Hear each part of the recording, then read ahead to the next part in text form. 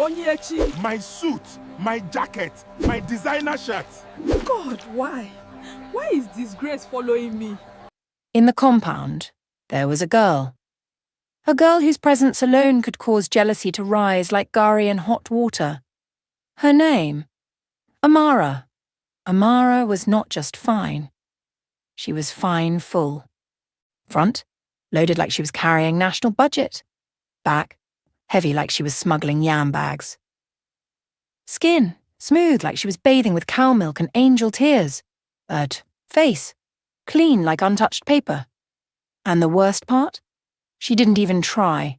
No makeup. For what? No eyelashes. No beads. No eyebrow drawing. Nothing. Her I don't care look was giving what needed to be given. She will just wear small gown with slippers and boys will still be tripping like bad network. And one day, Johnson stepped out of his room holding a bucket. He saw Amara washing clothes. Her wrapper tied casually, her hair packed carelessly, her face fresh like morning dew, her shape shaking small as she scrubbed. Johnson paused, like someone that just saw the answer to life's problems. He dropped his bucket and started smiling. "Good morning." Amara looked up, smiled ordinary smile. "Hi. Oh, morning." Simple. Casual. Nothing serious. But that smile destroyed Onyechi's plans. From that moment, Johnson became an Amara worshipper. Clothes, or fetch water, or sweep, or breathe, Johnson would magically appear beside her, talking, laughing, helping her pump water, helping rinse clothes, asking her unnecessary questions like, "So, do you like rain? Do you enjoy drinking water? What's your favourite oxygen?" Meanwhile, Onyai. Yechi stood at her door, arms folded, chest pads still soaked from yesterday's water disaster, watching like, look at this man I want to marry, oh. The husband of my future is here washing clothes with another woman. Me, I no gree. I must get this man, oh. What does she have that I don't have? Immediately her brain answered, everything. Onyechi hissed loudly. Shebe, it's because her own is big. No worry, I will package. Me? Onyechi? I will not lose this man. Amara wants to snatch my future husband. Make she no try me. She started plotting. Every time Johnson and Amara talked, Onyechi would appear, pretending to sweep, pretending to water imaginary flowers, pretending to search for her keys, again, pretending to be on a phone call. Yes, babe, many men are disturbing me. I'm tired. But the jealousy was loud in her eyes. Her neck would stretch like giraffe. Her mouth would twist small. Her beads would shake aggressively. Sometimes she would talk to herself. Me? Lose this man? Tufiakwa. Amara, all because you have front and back. No wahala, let me package my own. War has started. She was ready to fight for Johnson like he was a bag of rice during Christmas. One afternoon, Amara was outside washing clothes. Water dripping, sun shining, beauty glowing naturally. Johnson came out immediately like mosquito-smelling human blood. Amara, good afternoon. You look nice today. Onyechi saw them from her window and said, En, nice? Today you will see nice. She ran inside, collected bucket, poured small water inside and came out acting like she wanted to wash clothes too. Just to show competition. But because she wasn't watching where she was going, she slipped and fell like pure water nylon. Water poured on her wig, the beads scattered on the floor like akara balls. Amara rushed to help her. Johnson rushed too, but slowed down when he saw her wig looking like wet goat hair. Onyechi was fuming. This is not the plan. Next morning, Amara came out wearing simple gown, no makeup, no wahala. She was still fine, naturally glowing like she bathed with milk. Onyiyechi said, "Today everybody must know I'm the main character." She wore tight yellow gown, very tight, heels very high, makeup very bold, extra clothes in her chest to form shape, waist trainer pulled tight like enemy grip. She came outside and posed like influencer. But as she tried to walk past Johnson, the waist trainer shifted. Her breath disappeared. She froze. Her knees bent. She almost fainted. Johnson asked, "Are you okay?" Onyiyechi, gasping, "Yes, I'm beautiful. I mean fine. I mean air. I need air."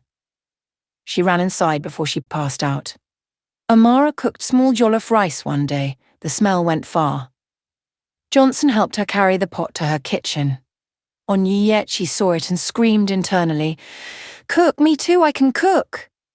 She went inside and attempted fried rice again. But she added too much curry, too much oil, too much everything. The rice came out looking like yellow cement. She carried it confidently to Johnson's door. Johnson opened, perceived it, blinked twice. "Wow, what is this?" Onyiyechi smiled proudly. "Fried rice." Johnson gently carried the plate like it was bomb. As soon as she left, he quietly gave it to the compound dog. Even the dog sniffed it, looked at Johnson and walked away. In desperation, Onyiyechi decided, "Let me pretend to like her, maybe I'll learn her secret." She approached Amara with fake smile. "Amara dear, you are looking so beautiful today." Amara looked up, confused. "Thanks?" Then Johnson passed and greeted Amara. Amara smiled. Johnson smiled. Onyiyechi's smile cracked like biscuit. Her eyes twitched. Her jealousy was vibrating. She whispered under her breath, "This girl will not collect my husband over my flat body." One evening, Amara and Johnson were laughing outside. Real laugh, oh. Deep laugh. Chemistry everywhere. Onyiyechi decided to walk past dramatically again. She swung her hips, small as they were, tried to act seductive, but she didn't know her pink skirt had torn earlier. As she passed them, the skirt tore wider. "Reby," she froze. Johnson froze. Amara covered her mouth. Onyiyechi whispered, "God, is this how you want to disgrace me?" She ran inside with torn skirt flapping like curtain. After losing battle upon battle to Amara, Onyiyechi decided, "Service is the key. Let me show this man I'm a wife material." So she marched to Johnson's door one morning, hips swinging with fake confidence. She knocked. Johnson opened, surprised. Onyiyechi smiled like Lagos salesgirl. "Good morning, handsome neighbour. I just want to ask if you have any dirty clothes.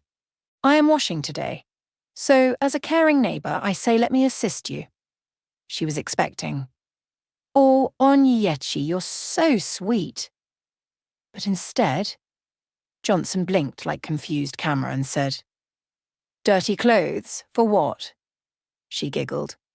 "To wash it now for you, I don't mind." He scratched his head. Okay, let me check." He went inside. Onyiyechi stood there, smiling with pride. "Yes, today I will enter his heart through laundry." Johnson came back holding a mountain of clothes. But these clothes were not normal. They were gym clothes soaked with dried sweat, socks that have seen war, boxers that smelled like they've fought 7 demons, T-shirts from his construction job, even a towel that looked like it died and resurrected. The smell alone slapped Onyiyechi spiritually. She forced a smile. "Ah, so many. No problem." But her eyes were tearing like she chopped onion. As she carried the basket, Johnson cheerfully said, "Oh, and please use my special detergent. I'm allergic to many soaps." He brought out a detergent that looked like white sand. Onyiyechi whispered, "What kind of village detergent is this?" Onyayechi went to the washing area and started washing. Immediately she touched the detergent. Her hands started itching. She scratched. She washed. The clothes odor was punching her nostrils like Mike Tyson. She was crying small.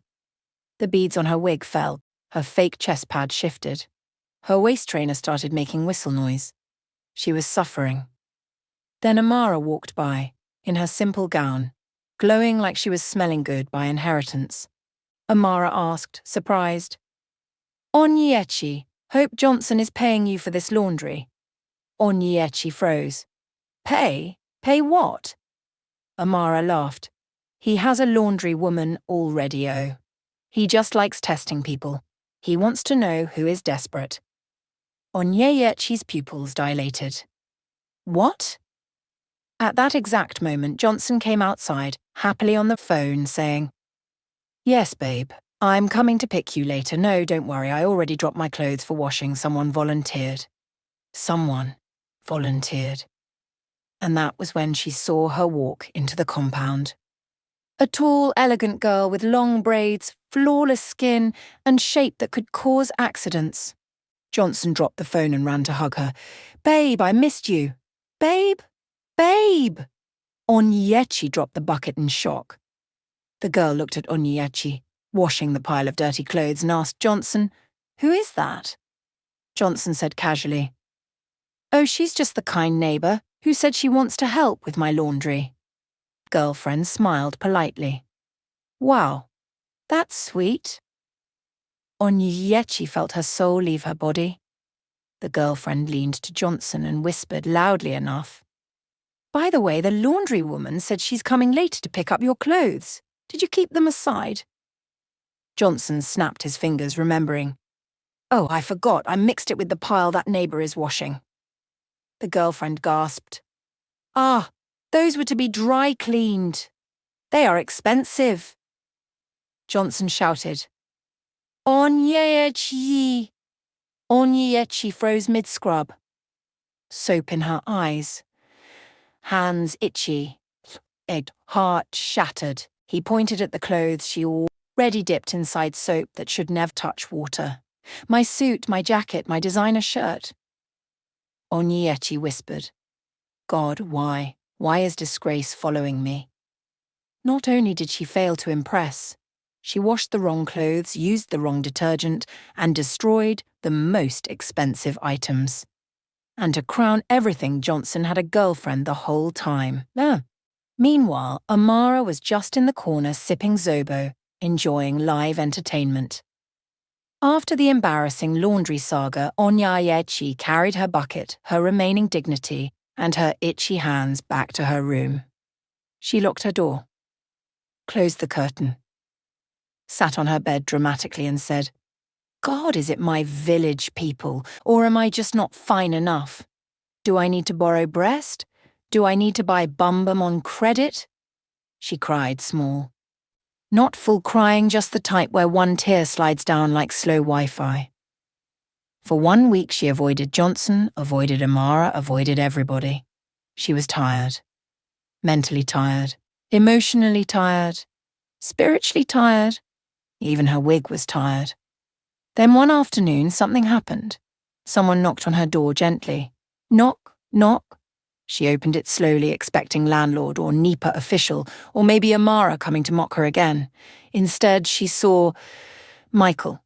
Yes, the same online date man she ran away from. But this time, he didn't look as shocking as before. He had clean haircut, new shirt, nice shoes, and he smelled good, not like disappointed expectations again.